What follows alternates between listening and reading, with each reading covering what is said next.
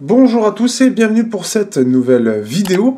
Aujourd'hui, on va parler d'une enceinte connectée qui, pour le coup, est assez imposante, mais surtout va sûrement convaincre grâce à son design qui est assez rétro et que je trouve particulièrement réussi. Oui, on va encore parler d'édifieurs avec le édifieur D32. Si jamais vous êtes intéressé, vous avez bien évidemment le lien en description. N'hésitez pas à liker, partager et on est lancé pour le test.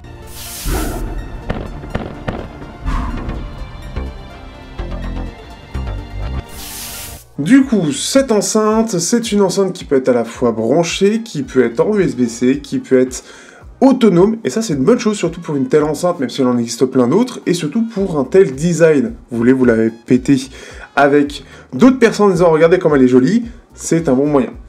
Vous avez plusieurs coloris, personnellement j'ai pris celle en version bois qui donne vraiment cet effet rétro. Vous avez cet effet aussi un peu crème qui est présent, ou noir selon ce que vous recherchez, mais je trouve que celle-ci est réussie et il s'intègre parfaitement, en tout cas chez moi, on a trouvé de quoi l'intégrer. Donc déjà un design que je trouve particulièrement réussi, vraiment l'ensemble, surtout le bois est très bien fait et l'ensemble devant est plutôt bon. Ce qui pourra faire le plus cheap dans tout ça, c'est peut-être les touches qui sont dorées, qui ont un effet métal, mais qui au toucher sont clairement du plastique. Avec cet effet métal, ça aurait fait un petit truc en plus qui aurait pu faire, je pense, un petit peu plus la différence et renforcer le côté rétro de qualité. Elle est pas si lourde que ça, et ce qui est intéressant en plus de ça, c'est qu'on a une petite poignée pour la transporter, donc elle est vraiment faite pour pouvoir être emportée un peu partout, que ce soit en vacances ou quoi que ce soit, ce qui est une bonne chose parce que c'est vrai que par rapport à d'autres, on n'en a pas forcément. Ce qui est bien, c'est que c'est discret, c'est à l'arrière, rien ne permet de voir qu'il y a de quoi l'emmener facilement, et bah pour le coup, pour le test, je l'ai fait, et ça fonctionne très bien. Donc c'est vraiment une bonne chose. Donc comme je l'ai dit, on a une connectique qui est assez complète à l'arrière, et aussi du coup, bah ce qui est bien, c'est qu'on a une autonomie de 11 heures. Le tout soit en Bluetooth, soit comme je l'ai dit, en câblé, en jack ou USB-C, ou encore une fois, si vous avez du Wi-Fi, mais surtout en iPhone, puisque ce ne sera que avec AirPlay, eh bien vous pourrez la connecter en Wi-Fi, ce qui est relativement complet. Il est dommage qu'on n'ait pas la version Wi-Fi pour le côté un peu pour tous, mais on peut pas tout avoir, surtout que le prix est pas hyper élevé, donc bon, c'est un plus en tout cas pour les utilisateurs d'iPhone qui sont clairement plus ciblés dans ce type de cas. On aura bien évidemment une application qui est l'Edifier Connex, qui va vous permettre d'utiliser un égaliseur pour modifier le son, ou bien évidemment gérer le côté LDAC, le côté multipoint, etc., etc. Donc c'est assez complet là-dessus, et bon, c'est un peu comme d'hab chez Edifier, sauf que cette fois-ci on a 6 bandes. Donc. C'est dommage que, bah là on a limite plus de bandes que pour le casque à 500 balles qui lui est plus orienté hi-fi. Mais bon, on peut pas tout avoir. Néanmoins, c'est déjà présent, ce qui va permettre de modifier un peu le son à votre guise, justement, et on va en parler tout de suite. Du coup, dans cette petite enceinte qui est relativement compacte, on va retrouver surtout donc un driver de 4 pouces pour le côté basse et médium, et 2 tweeters pour le côté aigu et extrême aigu. Le son est assez équilibré, on est typiquement dans le type de signature de la part d'Edifier, avec un peu de basse, des médiums et des écus relativement neutres, et un petit pic en avant dans les extrêmes aigus.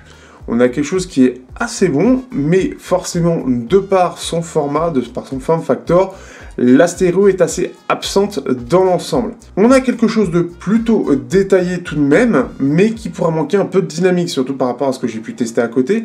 C'est quand même vraiment pas mal pour l'avoir testé un petit peu, que ce soit à côté, comme musique de fond, accompagnant ou quoi que ce soit, ça marche très bien.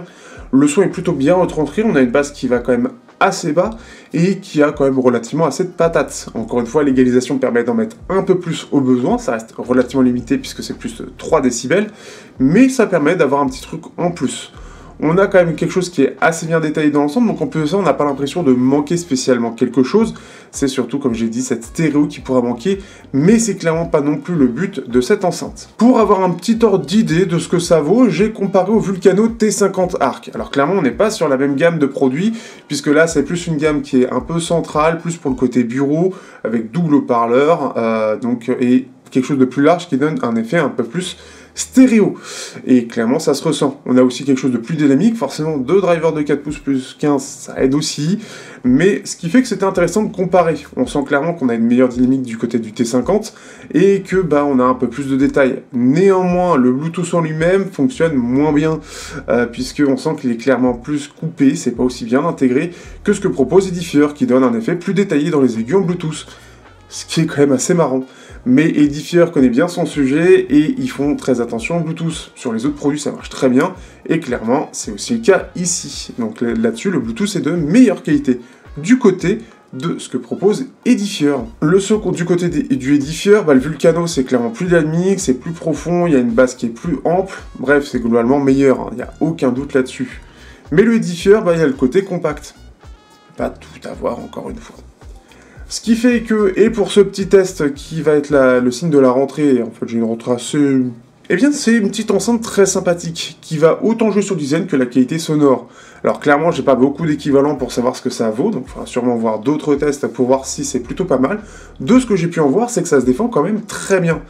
Il y aura surtout cette chose que, si on recherche une enceinte pure et dure, il y aura sûrement mieux ailleurs, mais si on recherche un peu cette espèce d'entre-deux avec un design qui soit vraiment recherché, qui puisse être gardé de côté et ressorti au besoin, clairement, elle a un truc en plus.